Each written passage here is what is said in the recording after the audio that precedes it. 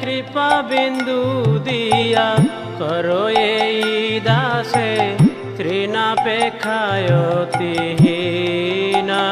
গুরুদেব কৃপা বিন্দু দিয়া করো এই দাসে তৃণাপেক্ষায়তিহীনা।